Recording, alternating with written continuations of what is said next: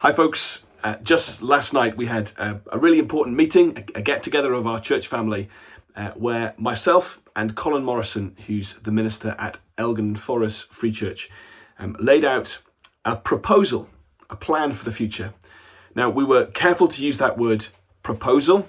This is early in the process.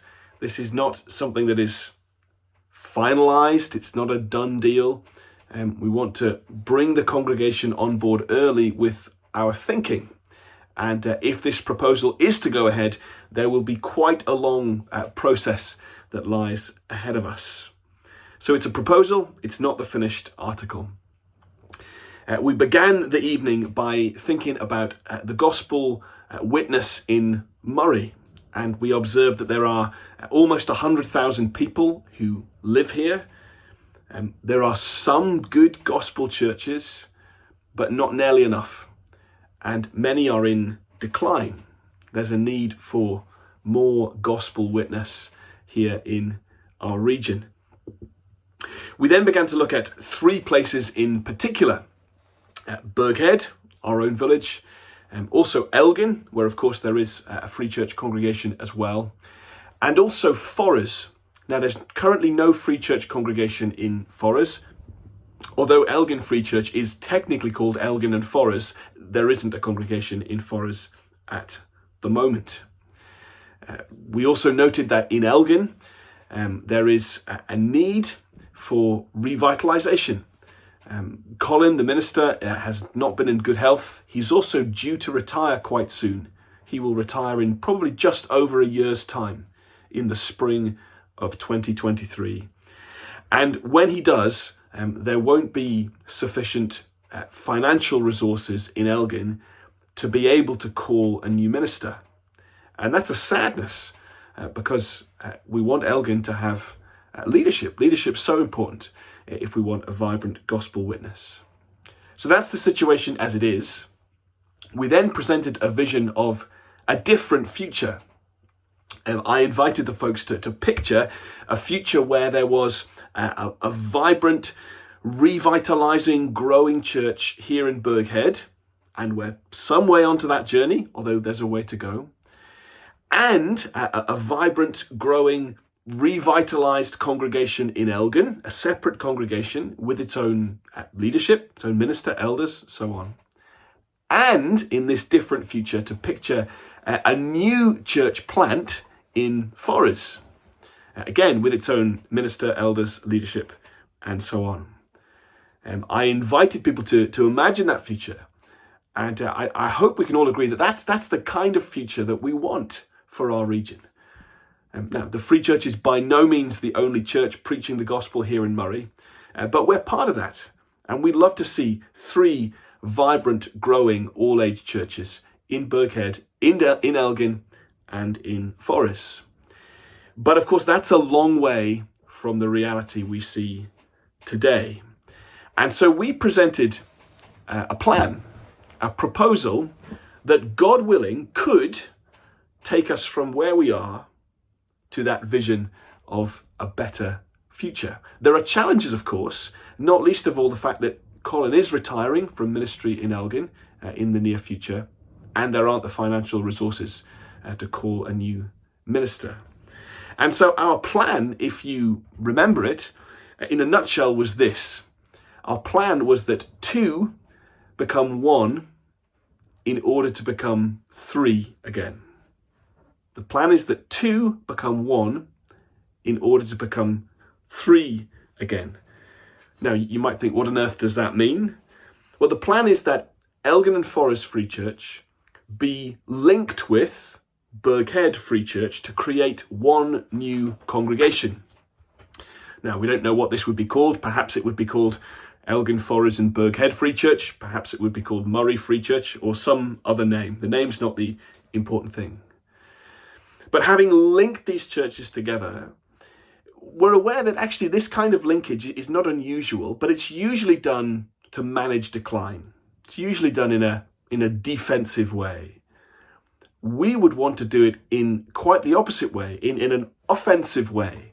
Not an offensive way, we don't want to offend you, but in an offensive way. We would want to link these places together to become one with a vision for a different future, with a vision for growth and change.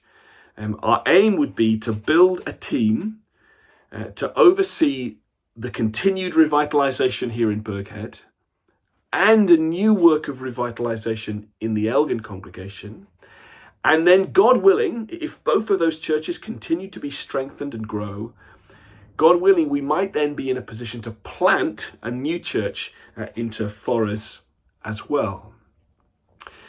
A key question is the who question.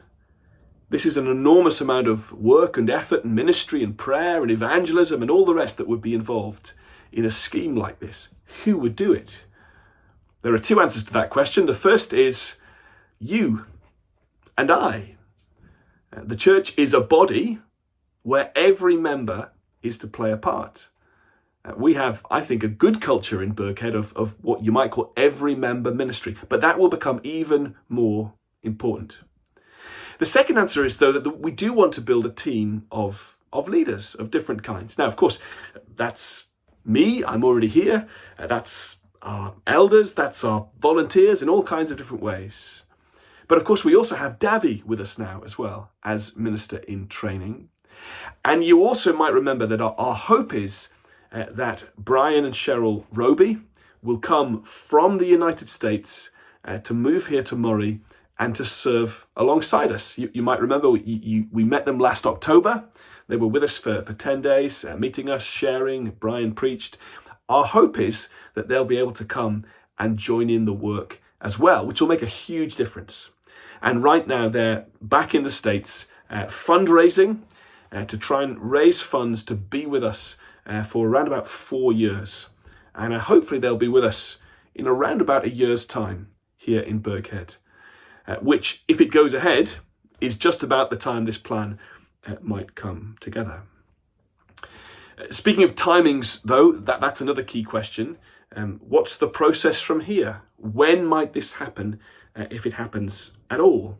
Well, there is quite a process for doing something like this. In two ways, I suppose. That there's the important task of speaking to our own church family and hearing what you think and answering questions and taking comments. There's also the formal part of the process, if you like. So within the law, the church law of the Free Church, there is a process for us to follow. That involves our presbytery. It involves the strategy group within our presbytery. It involves more meetings with us here in the congregation and with our leadership. Ultimately, it involves the agreement of the General Assembly of the Free Church of Scotland nationally. Somewhere near this video, you should find a link to click to download a little handout. It looks like this. It has two sides, and reading through that should help you to flesh out and to understand what I've just said to you. We had a more than an hour's worth of meeting last night, and I've just condensed that into a few minutes here. But at the bottom of the sheet, if you're wondering about timings, if this goes ahead, how long might it take? When might it happen? Well, there's a little section called The Road Ahead there, which will give you a rough idea of when and how this might progress. So what can you do now? Well, a few things. We'd love to hear what you think. We took some great questions and comments at our meeting, but it's not a closed book. There's an opportunity, an ongoing one for you to speak to us, to question, to comment. We'd love to know what you think. If we go forward, we need to go forward together. The next thing, though, is to pray. Pray for this vision, pray for this process, pray that the Lord will guide us. The third thing, though, is to get on with the work that we are doing now in Berghead. We're actually already involved in this work, the work of making Jesus known. And the most significant opportunity coming up to do that is through our real life mission events. You knew I was going to mention it. So get praying, get working, get inviting, and we'd love to hear what you think about this whole plan. For now, God bless. We'll see you soon.